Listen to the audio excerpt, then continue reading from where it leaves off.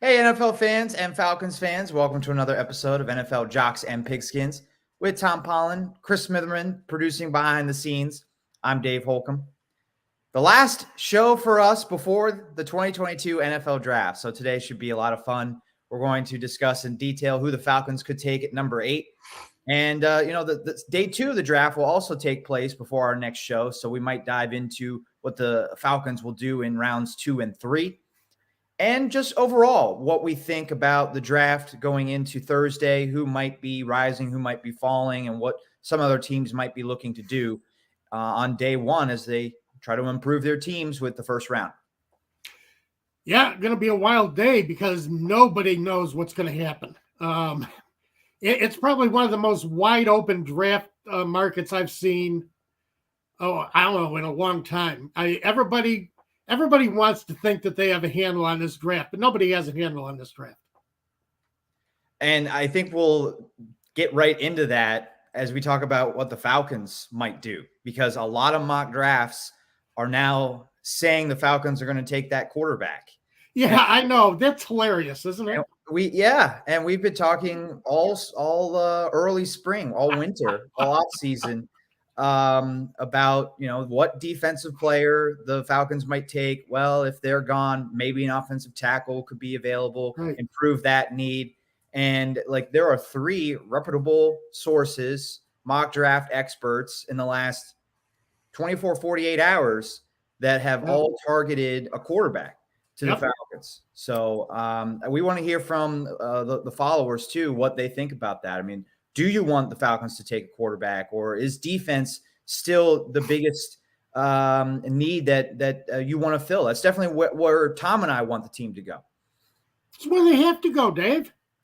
They have to do defense. They cannot do anything. They don't have to do anything we say. Well, yeah, I know they don't. If they were smart, they would do what we say. Millie is howling about the Falcons potentially taking a quarterback, especially Malik Willis, because and as I said before, Malik Willis has a lot of talent. But you talk about a reach. You cannot use number 8, your 8th pick, on a prospect, on a reach. You are reaching for a quarterback there. And yeah, he might be a good quarterback in the NFL. He might turn out to be, a top quarterback in the NFL. But this is a guy who hadn't even hit anybody's draft boards before the combine. I mean, this was a guy who was way down on the draft boards. And I don't trust drafting a guy that high who's moved up so far on the draft board just on the basis of the combine and pro day. You can't use that as your reason for why a guy is continues to rise up the board. You already revealed the name. I was trying to keep the name hidden until we dove into it. That's okay. Sorry. That's all right. I do want to mention before we dive any further into Malik Willis, today's show brought to you by Prize Picks. Download the app. You can find it in your app store on Google Play or on Apple. And when you sign up, download that app, sign up, use our promo code ASU that supports us, and it gets you a 100% match on your first deposit up to $100. So free money. Got a lot of NBA action that you're going to have a chance to make prop picks on. Absolutely. So if you enjoy kind of making props and thinking the game inside out, there you go. There's your chance. This is the time of year to really be a part of it.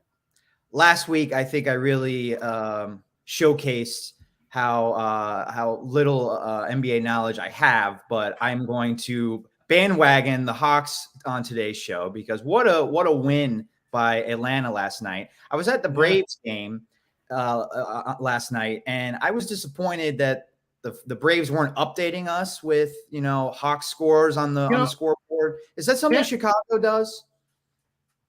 Yeah, they'll keep you up to date. Different sports will keep you up to date on what other people are doing. The Cubs will throw scores up on the scoreboard. White Sox. Every sport. If somebody else is going at the same time, if there's a playoff game, an important game going, yeah, they'll keep you involved. It's in their self-interest too. I mean, a fan decided to go to your game instead of doing or staying home and watching this other game or going to this other game. Yeah. Reward that fan for their loyalty to you. Right. Right. Yeah. I thought it was interesting. No Hawks score on the scoreboard at all. No updates. And I was just wondering if that, I being in Pittsburgh as a kid, they would update at Pirate games. They updated the Penguins and Steelers scores all the time. But as a kid, showing my age, smartphones didn't exist. So I was just wondering, maybe with the smartphone era, it's not as big of a deal to update, the fans with scores. Because, I mean, the woman in front of me was watching the Hawks game on her phone. Which God. I appreciated, because I in between pitches, I'd look down and the Hawks are creeping back. They're only down 8 now, only down 7 now, only down 5 now, 3. So I didn't see a big portion of the game, but it was it looked like a fantastic. They blew the lead in the third quarter and then came back, a big comeback win, and much needed to avoid the 3-0 hole. Yeah. Well, fans here in Chicago are just devastated. They're just really aggravated. The Bulls came out and played an incredible game 2, beat the Bucks on their home court, beat the world champions on their home court. Yeah. And then they come back and they just, completely took a crap all over the United Center last night. So it's just, Chicago fans are just really bummed out this morning. But that series is 2-1 as well? Yeah, that series 2-1. Okay. Got another game here in Chicago. But, you did the difficult thing. You won a game in Milwaukee. You're coming home. You got your crowd behind you, and it's always a very enthusiastic crowd at the United Center. Right. And, they just – I don't know what team showed up, but it wasn't the team that beat Milwaukee in Milwaukee, the other day. So, well, got another home game, and 2. I would think before the series started, to be 2-2 with the defending champs, that is a win, right? If you're going into the series, and I think so, but everybody was really hyped after that game 2 win. Oh, well, and you can't overreact to one playoff win. It's so hard to do that. If you're on the losing end, you freak out. If you're on the winning end, we're going all the way. We're winning the whole thing. But it's, a series is a marathon in itself. But losing by 30 just doesn't cut it. I'm not saying that cuts it at all. I'm saying maybe Chicago overreacted to the game 2 win. That's all. And maybe we're now overreacting to a 30-point loss. They're not out of it. It's 1 loss. Well, yeah, exactly. Yeah. Well, and something, that's what I say every NFL season, especially when you're making picks against the spread, is after week 1, don't overreact to week 1. Yeah. Because you really haven't learned a lot yet. Right. Don't overreact. And during the whole season, don't overreact to the previous week. Right. Because you never know. Yeah. Somebody may have one of those games. You might see one of those games and think, well, maybe I have a trend here, and all of a sudden it falls apart. So, you got it. It's like we take life one day at a time. That's all you can do. One day, one game at a time. We're already getting some comments in on the quarterbacks in the Todd has an excellent comment. In the 2022 draft class, and we're going to get to all of them and keep them coming. We want to get you guys involved with the show. We love hearing from you, and we'll get your comments on air. And if you're watching on replay, tweet at us at TJ Pollen, at DM Holcomb. We're both going to try and be. Tom is better at being active on Twitter than me, but we're both going to try and be active on draft night on Twitter. So reach out to us, especially on Thursday. But the Falcons. I'll talk football with you on Twitter. So if you follow me and send me a a question, a comment, we can talk all night on Twitter. Mm-hmm. So yeah, I'm always there for it. The Falcons pick 8th. And I think we've done a pretty good job of breaking down where they could go on defense, what edge rushers are really good. I mean, it's a deep edge rushing class, so they could even get an impactful edge rusher in the 2nd round. But that Pro Bowl caliber guy, obviously you want to get in the top 10, and they have the opportunity to do that. If they're all gone, there's a few offensive tackles that would really make an immediate difference on their offensive line, and then a couple other defensive playmakers too at safety, maybe cornerback. They're pretty set there though. The Falcons are. I think they got a good secondary. I don't think they need to reach for somebody in the second. You can always strengthen it, but their defensive line is so weak that I think they can live with their secondary if they get somebody who can actually genuinely put some pressure on the quarterback on a fairly regular basis. And if they don't get one of those edge rushers, Jordan Davis is there to bolster the defensive line. Nakobe Dean, more of an inside linebacker, could replace the Foyesai Luakon.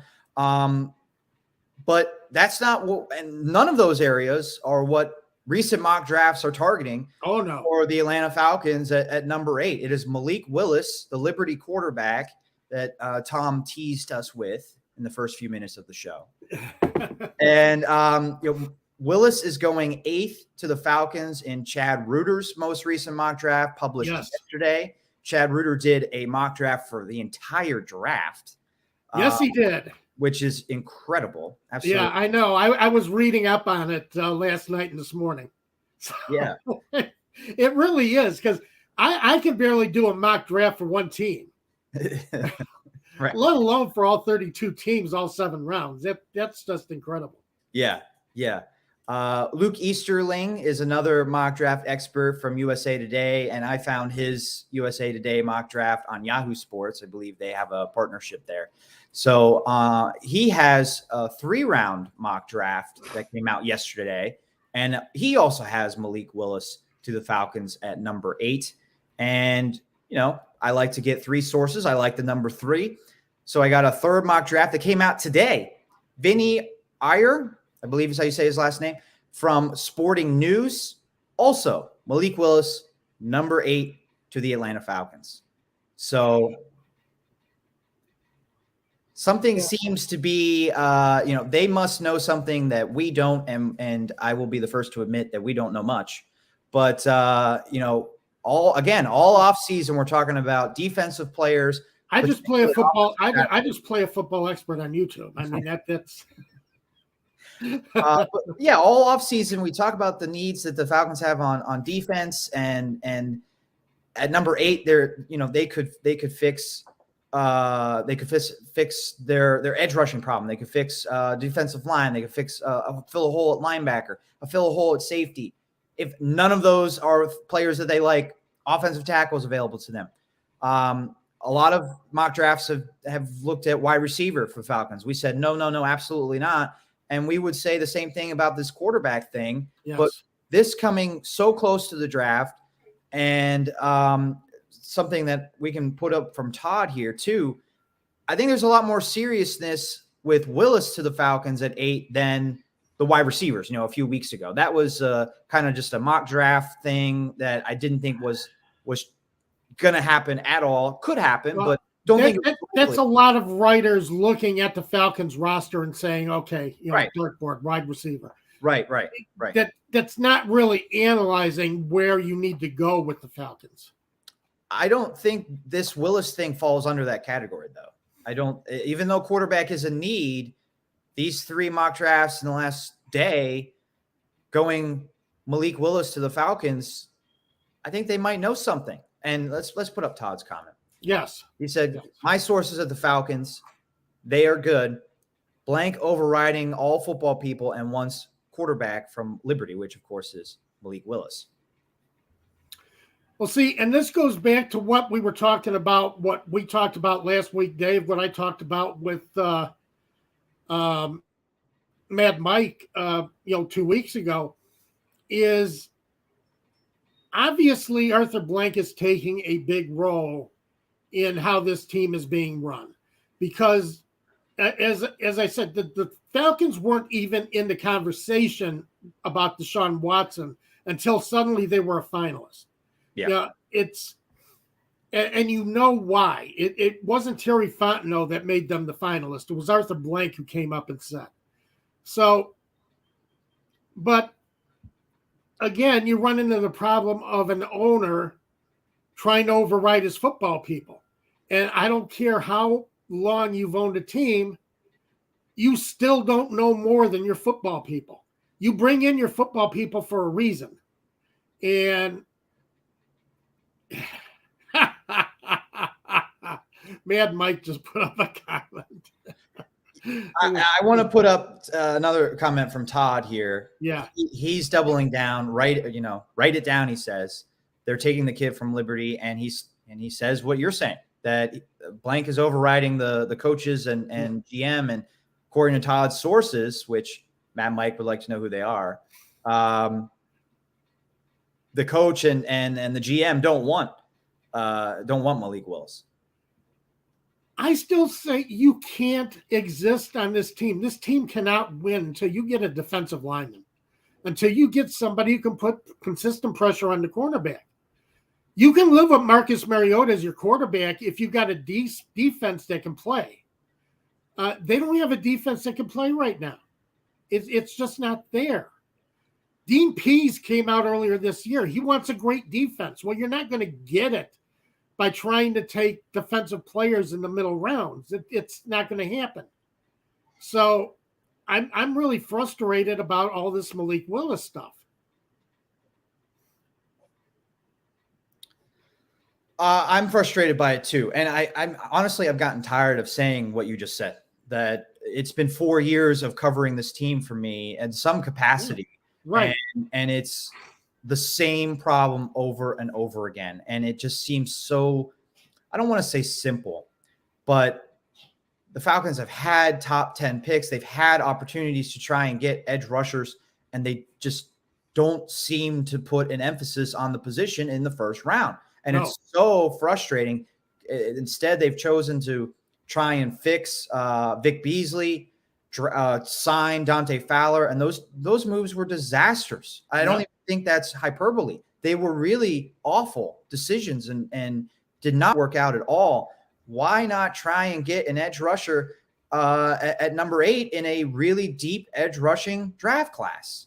I don't get the going for Malik Willis either. So as I said before, Malik Willis is a great prospect. He is a great prospect, but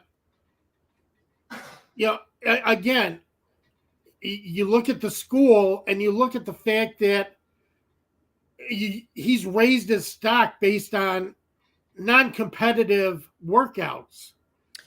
I will push back on that a little bit. He did play very well at the Senior Bowl. And I can't say I watched the Senior Bowl this year or ever, but that is a competition, right? That is a game where, and yes, I think the other part of this too, though, that I would support your argument that he's rising undeservingly, it's because it's a weak quarterback draft class. Oh, it's terrible. He looked great. He looked great at the Senior Bowl because everybody else at quarterback didn't look good. And it's like, wow, he looks great, but you can't get carried away with him looking great when he just looks great compared to the rest of the class, which everybody has said is the weakest quarterback draft class in a long time. Yeah. As I say, watching the combine, I watched some of the combine. I watched the quarterbacks work out. Yeah. And he throws a beautiful deep ball. Guy really throws it. He was throwing dimes on the deep ball. But, how does that help you? There's a lot more to playing quarterback. Yeah. There's a lot more to playing quarterback. There's a lot more, getting your footwork down. It's different when you have a few hundred pounds of defensive linemen who are paid to plant your face in the turf, are chasing you around all afternoon. And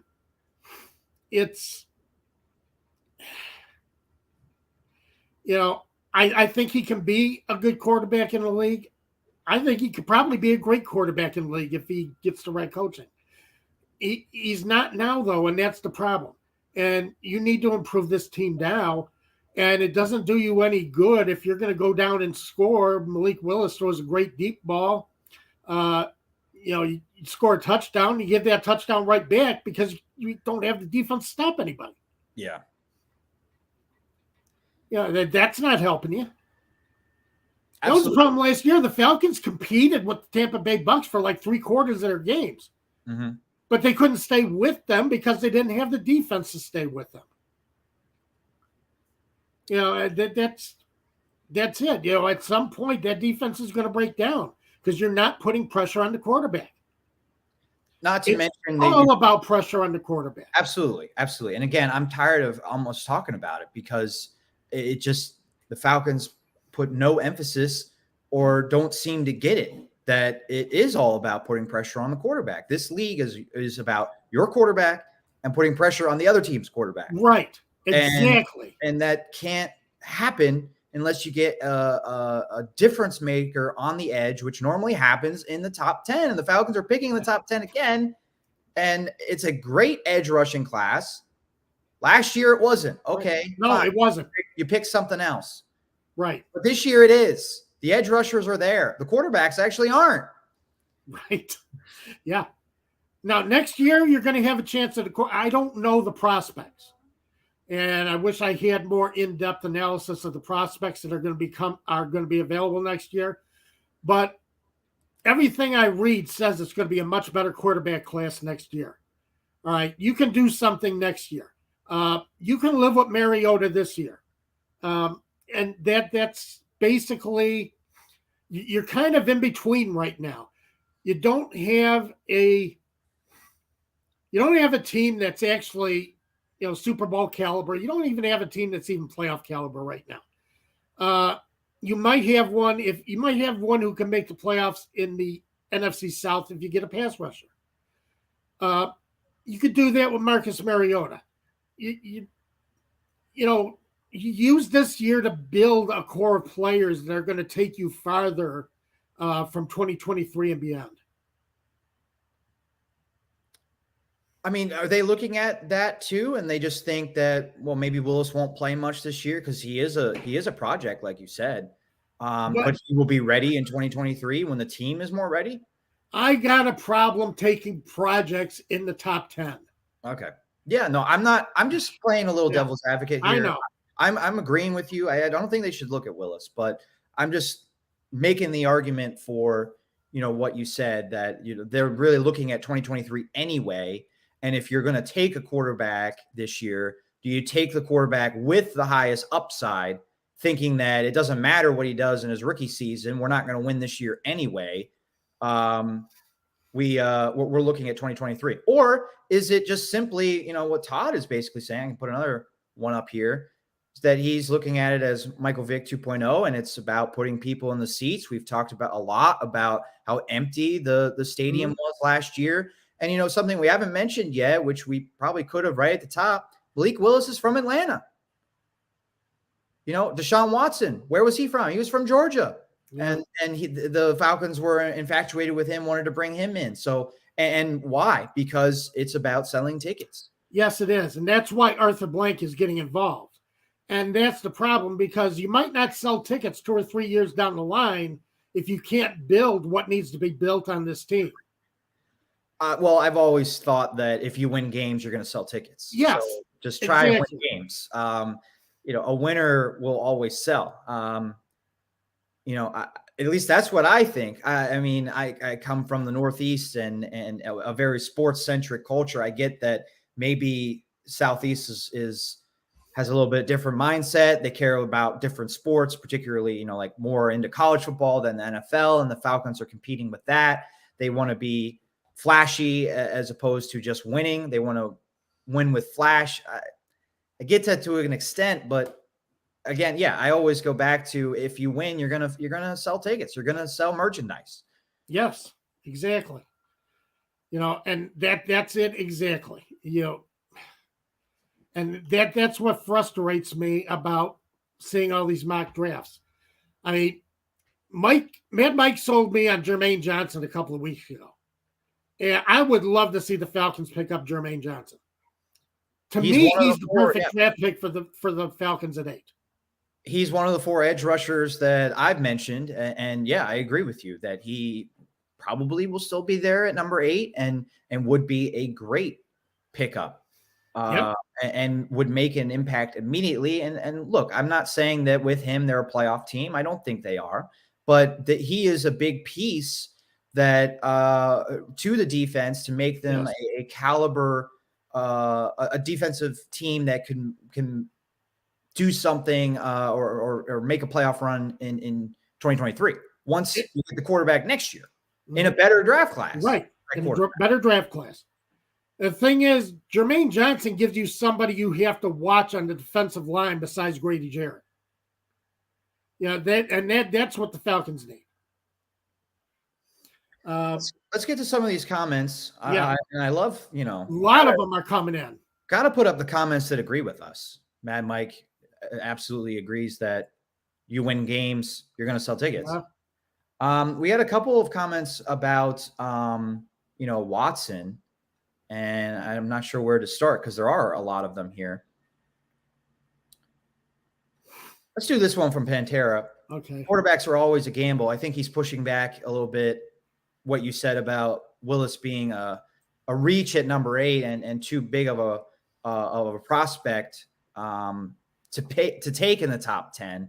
But Pantera says quarterbacks are always a gamble. So what would you say back as a counter to that point?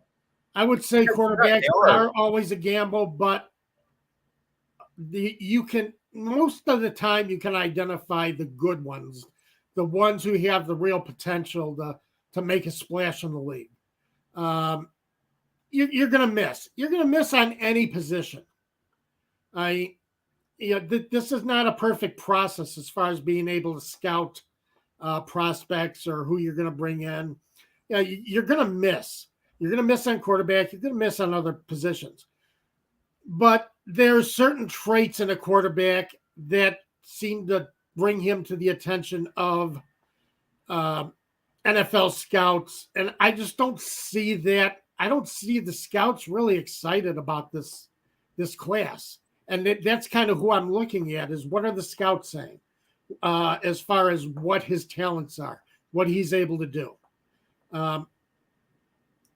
And again, I'm going, you can take the best player available and you can take the top need player. And with Jermaine Johnson, you can fill both of those needs. You can call him the best player available. You can also call him the best player to fill your need. Well, when you're picking in the top 10, you got a lot of needs, right? So there's a lot of positions that you could fill with a need. And if you decide not to take quarterback, which normally when quarterbacks are taken, they are reaches. It's just the nature of the position. But if you're not taking a quarterback and you're picking in the top 10, then yeah, you can take best available player and you're probably filling a need. Yes, exactly. The thing is, you look at the Falcons defense, 32nd in the league defensive points per play last year. All right. It dead last in defense in giving up points per play. If you look at an average, 17 in defensive points per drive, but 32nd in defensive points per play. You're giving up way too many points. Defensive passer rating, 24th. All right, you're not making trouble for a quarterback anywhere. If you're giving up, if you're 24th in the league in defensive passer rating, you're giving up a passer rating every game, an average 97.4. You're making a lot of quarterbacks look like Pro Bowlers. Yeah, when they play over the last several years, they have. It's right. Not just a 2021 thing either. This has been going on for a long time. You're 30th on defense in giving up third down percentage and allowing opponents to convert. You're 30th in defensive negative pass plays, which is, again, interceptions and sacks. divided by dropbacks, or divided into dropbacks or by dropbacks. I don't know. I'm trying to make a point here. It has to do with interceptions and sacks, and the Falcons are 30th there. They're 32nd in defensive rushing yards per attempt. This is not a defensive line you can go to war with in 2022. I don't know. I can't make it any plainer. Yeah, I absolutely agree. And maybe they have a guy they like to take in the second round. Again, it is a very deep edge rushing class, but you reeled off all of those numbers. And if I'm looking at that and I'm the GM of the Falcons, I take an edge rusher at number 8, and then I take an edge rusher again in the second round, because it's just, I am going to fix this problem this year is what is the approach they should take. Will they take that approach? I don't know. Todd is continuing to confirm to us how confident he is that the Falcons are going to take Malik Willis, the quarterback from Liberty. I do want to get to a couple other people, though. He might be right. I mean, he might be right. I don't, if and the way I look at it, if Arthur Blank is overriding his football people, yeah, you might see Malik Willis coming to Atlanta. Dwight Thomas says Willis is not what we need, a good player, but defense is a must for this team. So he agrees with us. He also made a comment about Watson, which, I mean, is true. As critical as we were about Deshaun Watson and going for him when you had to give up all that draft capital and he's a off the field problem, to say the least, he is a proven player. That is something that he is, and Willis is not yet in the NFL. Right. You've seen Deshaun Watson. You've seen on the field what he can do. From the very start, you've seen what Deshaun Watson can do on the field. It's just, are the off the field issues going to interfere with what he can give you on the field? I mean, as far as suspension, as far as continued civil cases against him, that's purely looking at it as a player, Deshaun Watson would have been a good quarterback to bring in that was available. But there were too many downsides in my mind. Yeah, I mean, again, giving up 5-6 draft picks, 3 first-round picks. You don't have another first-round pick till 2025, and you have all of these defensive problems, especially on the edge. It would have been not a good decision to do that. The problem is you spend all that draft capital bringing in Deshaun Watson, but you're still not building any depth around it. And with the Houston Texans, in Watson's last season, he went 4-12. So, I mean, on a bad team in Atlanta, probably 4-12. So, and it wouldn't be fixable until they had a first-round pick again, and Watson's in his 30s by then. So, let's get back to Malik Willis, though. Mad Mike makes a great point that Willis might be gone before number 8. The Carolina Panthers have been a target for Malik Willis as well. Kenny Pickett has been a popular pick for the Carolina Panthers in mock drafts too. But Todd actually made a counter argument to Mad Mike on that point and says the Falcons, according to his sources, are willing to trade up for Malik Willis. So not only are they, according to Todd and his sources, not only are the Falcons looking at drafting Willis in the top 10, they're looking at giving up future draft picks, some probably in this year's draft, to make sure that they get Willis in front of likely their division rival, the Carolina Panthers, at number 6. Well, as you said, they were willing to do that for Deshaun Watson, which I think would have been a mistake with this team. You still got to build depth around it. And granted, you're going to be able to find wide receivers later in the draft. I think you're going to find some quality guys to be had late in the later rounds. Like this is a deep draft as far as wide receiver. You're going to get, Zacchaeus is not going to be at the top of the depth chart all summer. You're going to find some guys who can step in and be quality receivers for the Falcons.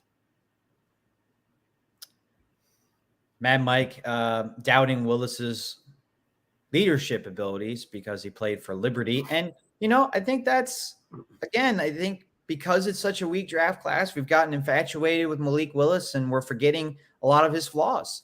Right. Not an NFL ready quarterback. And a big part of the reason why is he played at such a low level for Liberty, a team that, beat some FBS competition. I believe they beat Syracuse, which was a sad day. But they, beating Syracuse. And just to point out to the audience, Dave went to Syracuse. Right. Yeah. Well, but I'll be the first one to tell you, beating Syracuse isn't like playing an NFL team. So even though he has a win against that FBS team, that ACC team, it's not really a great win. So how does Willis, develop at the next level is a big question mark. And as you've said, it's hard to justify picking somebody with that big question mark at number 8, and then maybe even trading up to get this quarterback. Yeah. You can't trade up. You can't spend draft capital to get this guy. Your condolences are very appreciated, man. I love Mad Mike. Man, he's great. There's also in play. You still got a couple of quarterbacks out there that are in play. And people keep saying Jimmy Garoppolo is in play. Are we sure about this? I mean, are we sure about anything? Are we sure about waking up tomorrow? No. No.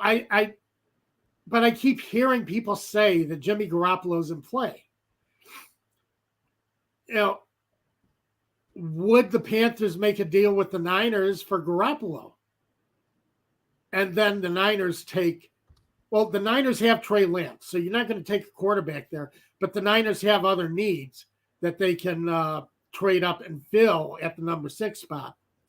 Providing they do want to trade Garoppolo, and that the Carolinas are willing to take, Panthers are willing to take him.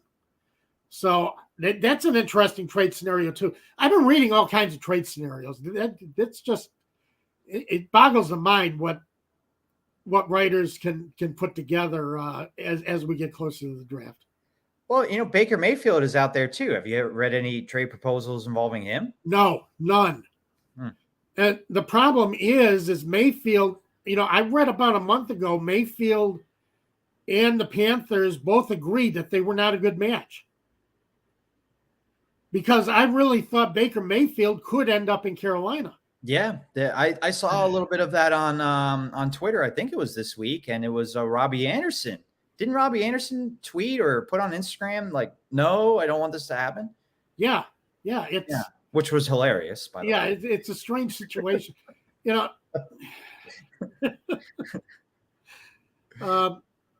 But one of the things that I've been kind of reading the last couple of days, you may see everybody's holding their cards close to their vest, close to their chest. You may see more trades happening on draft day. There might be trades in the work that you won't see triggered until draft day. Basically, because, let's say the Niners make a move. Now, all of a sudden, all right, they've shown their hand. Maybe somebody tries to beat them to whatever player they're trying to get. You can always have these deals, double deals, and, stabbing the backs and that kind of stuff going on all the time. And, you want to wait until you're sure you're gonna be in the right position, that nobody can overstep you, and then you make the deal. So I wouldn't be surprised to see Mayfield and Garoppolo both get traded Thursday. You wouldn't be surprised if that happens? I would not be surprised to see it happen. Okay. But the problem is the Niners still need another quarterback, because as far as what I've been reading is that Shanahan is not completely sold on Trey Lance yet. They don't think he's ready. Yeah. So, that you got that too. So, and that's why I'm wondering if these rumors about them trading Garoppolo are actually based in any kind of fact, because obviously they don't feel like Trey Lance is ready yet. And that's why I'm not sure Garoppolo gets moved at all, because, wouldn't it just be it's going to be tough. It's possible. I mean, the Colts did it, to move your starting quarterback and then in a different trade acquire a different starting quarterback and not just get completely ripped off doing that in two different trades. I think the Colts did a hell of a job. They did really well. But I think the 49ers have had success with Jimmy Garoppolo. They've been right there. They were right there to win that Super Bowl. And then they were right there to go back to a Super Bowl last year against the team that ended up winning the Super Bowl. So right. I would, if I was them, I would just stick with Jimmy Garoppolo if they think Lance is not ready. So do I, but the problem is you got a base salary of $24 million for Garoppolo for next season. But if you trade him, I mean, how much of that is going to come off the board? I mean, very little came off for Matt Ryan and the Falcons, right? Well, I mean, the definitely team you trade him to is is basically on the hook for the base salary. The Niners will be on the hook for the signing bonus, roster bonus, and workout bonus. So, but those don't add up to a whole lot. So there's not a lot of dead cap there if you do trade Garoppolo. And they need salary cap space. They're only about $1 million over, under the salary cap. They're going to need capital to sign some of their draft picks. So, you got to look at that too. So where's that money coming from? Plus, you got Deebo Samuel is suddenly requesting a trade. Yeah, that's true. That was the big news this week with Deebo Samuel saying that he wants to be traded. Didn't sound like it was money related, though. He seems like he's upset with being used as a wide receiver and running back. Yeah. And wants to just be a running back, or just wants to be a wide receiver, doesn't want to be a running back. That's something to note if you have Deebo Samuel on your dynasty team, or you're thinking about drafting him really early because he had 1,770 yards from scrimmage. Well, not going to have quite as many opportunities as a running back, it sounds like, this coming fall. The problem with me is Deebo Samuel, to me, brings value to a team because he can do so many things. Because he can beat you in so many ways. He can pick up yards. Deebo Samuel's getting the ball and he's still picking up yards. There was a time in that game last year in the playoff game against the Packers. You knew Samuel was going to get the ball and he got the first down, late in the game. That set up Robbie Gould's winning field goal. It's just, he's getting the ball. Now, I know he's worried about the wear and tear that takes place playing running back and wide receiver. And that seems to be the problem. But is he as special a player as just a wide receiver as he is a running back? Running back and wide receiver? I would say yes. Did you still think he has that value just at wide receiver? Yeah, I would say yes. Okay. I would say yes. I do wonder, though, if I said it's not a money thing, I do wonder if, is he looking at it like Le'Veon Bell, who was just not looking at his contract situation in the correct manner, but is Samuel taking a similar approach and thinking, well, I mean, maybe I should get, extra compensation. I don't want to just be the highest paid wide receiver or one of the highest paid wide receivers. I want to get, wide receiver money and then a middle tier running back money. And if he gets that kind of contract situation, is he willing to do all the things he did in 2021? Because on TV, I saw him do interviews at the Pro Bowl and such, and he seemed very happy about just getting the ball and that he was a football player and he didn't care about it being wear and tear on his money and all wear and tear on his body. And then all of a sudden, he's in a contract negotiation and then it's, I'm concerned about my body. I think it's games his agent is playing. I think this is all his agent. Okay. Yeah. I thought the Ian Rappaport report was interesting. He listed like 9 teams that were interested. Yeah. And then at the end, who isn't going to be interested in Deebo Samuel? Well, that is very true. And Ian Rappaport basically said that and said, and every other team in the league that likes good players. Right. He's the most dynamic player in the NFL right now. One of the most dynamic players in the NFL right now. Yeah. It's just, It's amazing what he can do. He's that Darren Sproles guy. Everybody's been looking for a Darren Sproles, and everybody keeps saying every draft that they found a Darren Sproles. No, Deebo Samuel is actually doing what Darren Sproles did in his prime. Just basically doing anything you need to win a game. You give the ball to Deebo Samuel. So, I think his agent's probably having a lot to do with this. He wants to renegotiate. He wants to renegotiate the rookie deal. And I think this is part of renegotiating the rookie deal. So let's see how this plays out as we go forward. I just bring that up because we were talking about Jimmy Garoppolo. But at some point, the Niners need to clear up cap space, and Garoppolo might be where they decide they want to do it. I mean, that's a bold strategy, trying to clear cap space by trading away your starting quarterback. I get that. I'm not saying it's not going to happen. I'm not saying you're wrong. I'm just saying that it's a kind of crazy idea for a team that's just seems very close to winning the Super Bowl. I'm just trying to explain why we would be seeing Jimmy Garoppolo rumors. Yeah. No, it makes sense.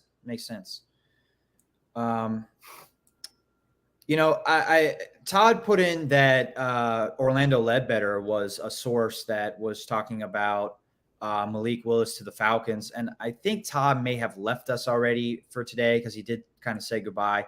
Todd, if you're still watching or if you're watching on replay, as Tom has been talking the last 10 minutes, I've been half listening to Tom and half trying to find a tweet or story from Orlando Ledbetter of the AJC that clearly says that, the Falcons, I mean, something more than just the Falcons are interested or the Falcons have brought in Malik Willis for a visit. Like lots of teams have brought in Malik Willis for a visit. The Indianapolis Colts have brought Malik Willis in for a visit. They don't have a first round pick.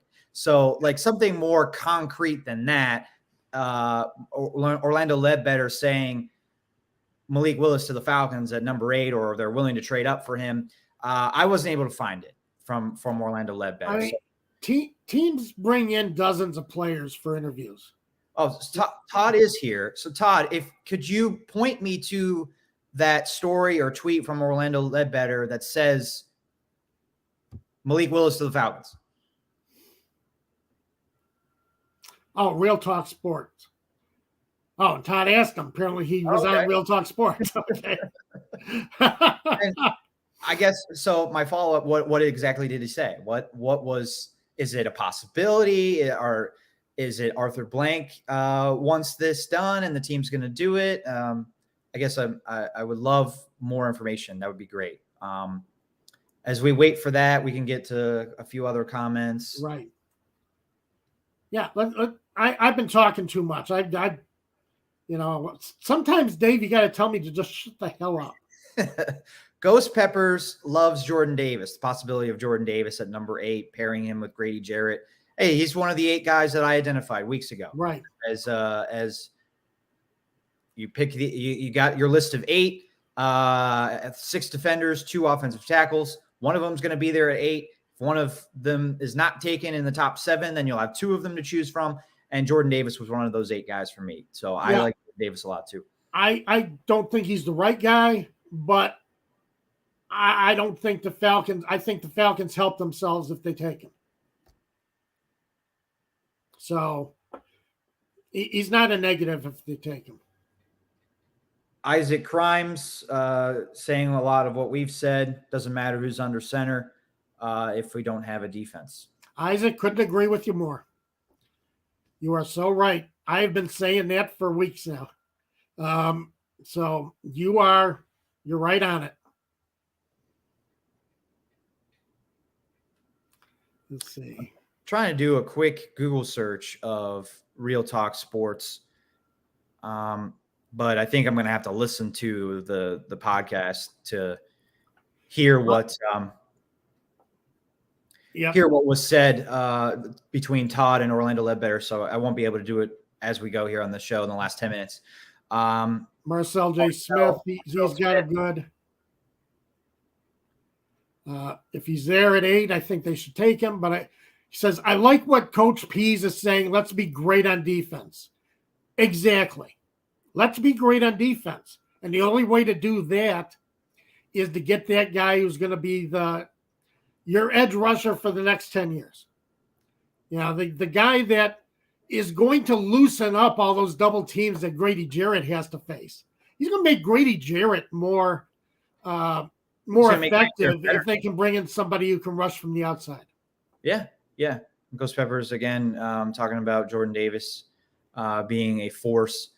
The only concern I have with Davis was he played for that Georgia defense, and the Georgia defense had playmakers everywhere. How much did he benefit playing with those other players? Of course, you could flip it around and say, Kobe Dean was better because he played with Jordan Davis. Jordan Davis was eating all these blockers, and it allowed some of these other top guys in the NFL draft this year to maybe raise their draft stock and play better because they were playing with him.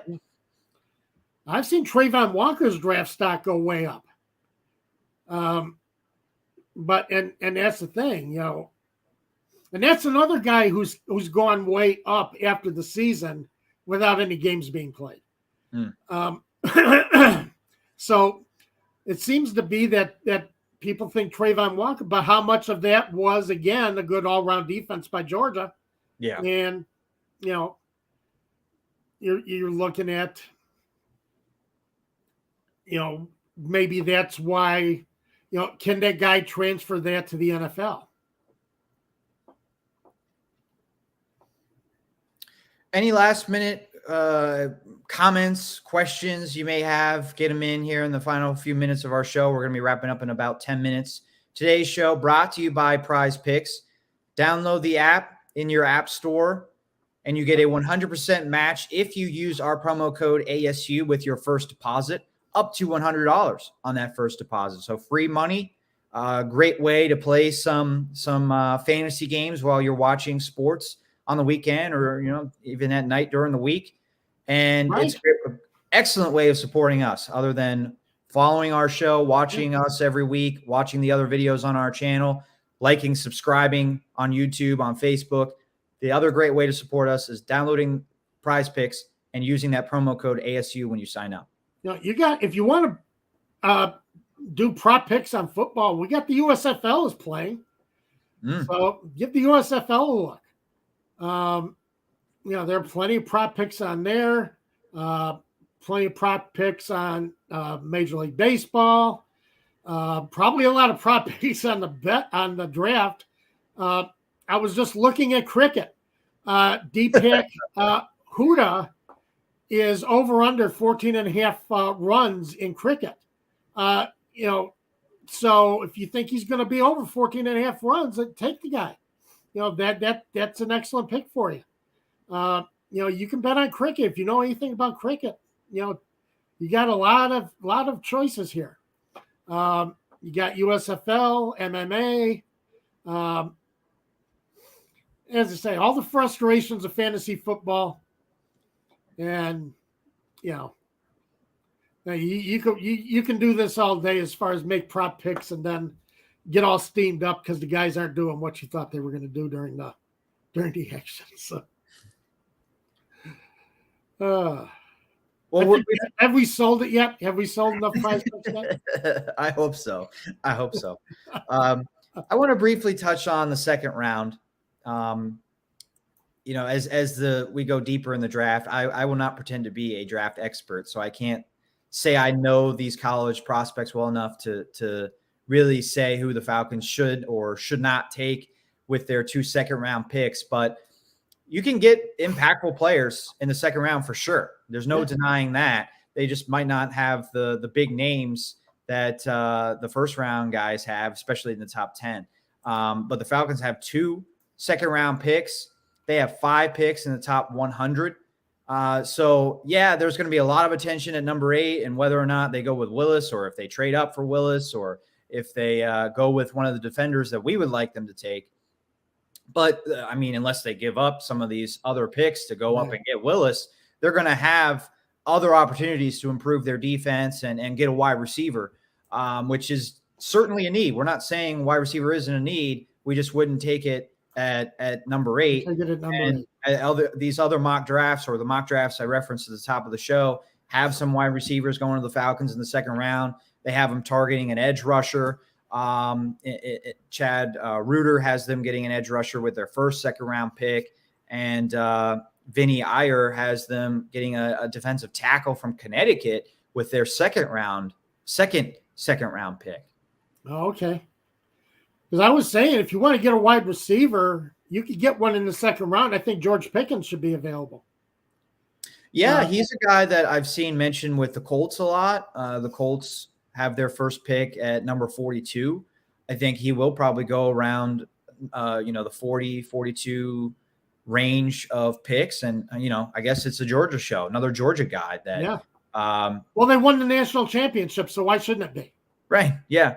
Yeah. He was there, and he didn't play much last year because of the injury. And I think if he would have played, it's a possibility he would have been a first-round pick. Yeah. So you're getting a guy that has fully recovered from his big injury last year, came back and played in a couple games, played in the national championship, and really played well in his first few years in college. So that would be a good pick for anyone in the second round. Yeah, you get a first-round talent, and you pick him up in the second round. I would love to see that. Yeah. But to me, excuse me, sorry, folks. If you pick up your defensive lineman in the first round, your edge rusher, you can go offensive tackle, wide receiver in the second round, and you've really strengthened that team. All right. Forget quarterback. You can go wide receiver, offensive tackle in the second round. Now you've really built something here to go into 2022 with. You're starting to build a core that you can win with going forward, to me. So, yeah, I agree. And then by the time you get a quarterback, next year, most likely in the draft, Kyle Pitts is looking like a Pro Bowl tight end. Yes. You're hoping that somebody like George Pickens or whatever wide receiver you get in the second round is a legit number one guy or can be a number one guy.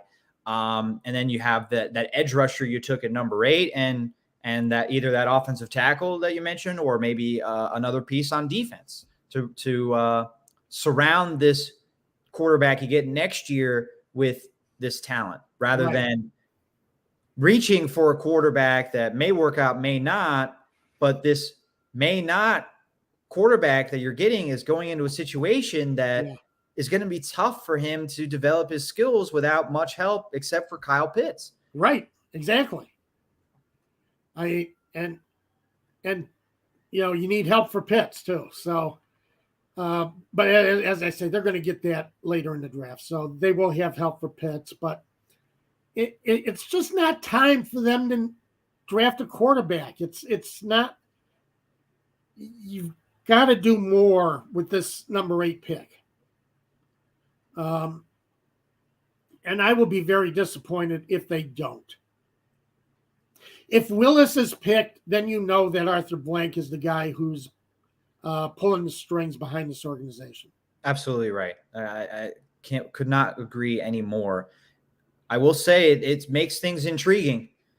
Will they go with the quarterback? Will they not? And really just where will the quarterbacks land makes this draft intriguing just in general. Because, last year, part of me didn't want to believe it, but I guess if you believe all the mock drafts and all the noise, quarterbacks were going to go 1, 2, 3, and that's what happened. So it wasn't too much drama until the Falcons picked at number 4. Right. So it looks like the Falcons again are supplying just the general drama around the first 5-10 picks in the NFL draft. Well, again, because the top 10 teams, not necessarily a good thing, I would say, to be the team that's providing everybody else the drama.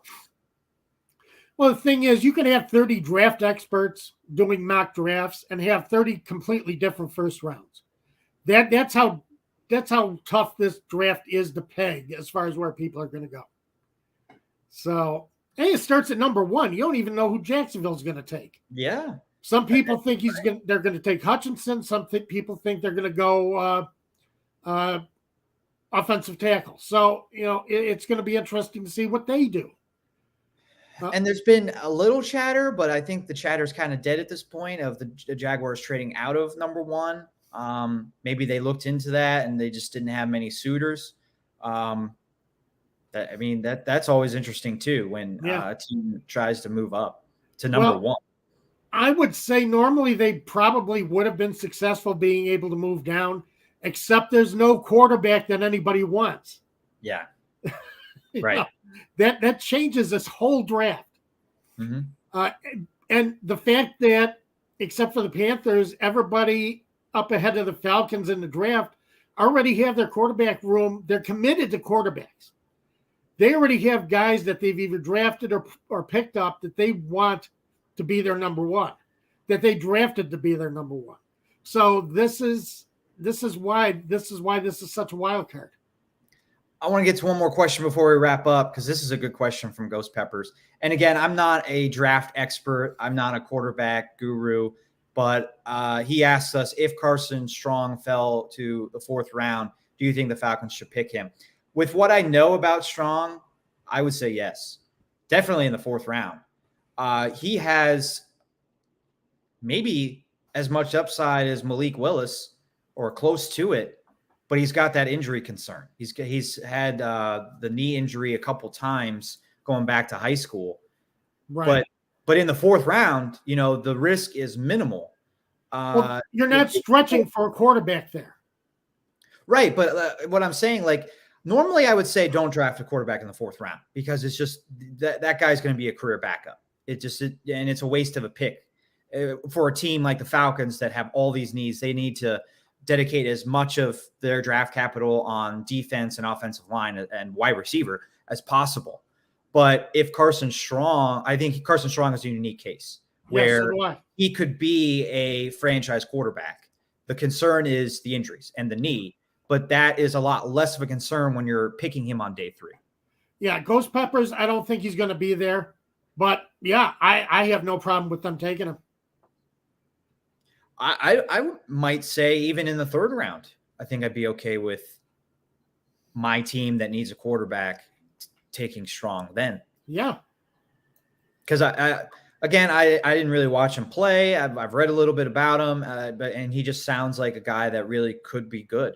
Lance Zierlein on NFL.com, Lance Zierlein, who always does their draft ratings, thinks very highly of him. So, I think that's who I was reading a couple weeks ago.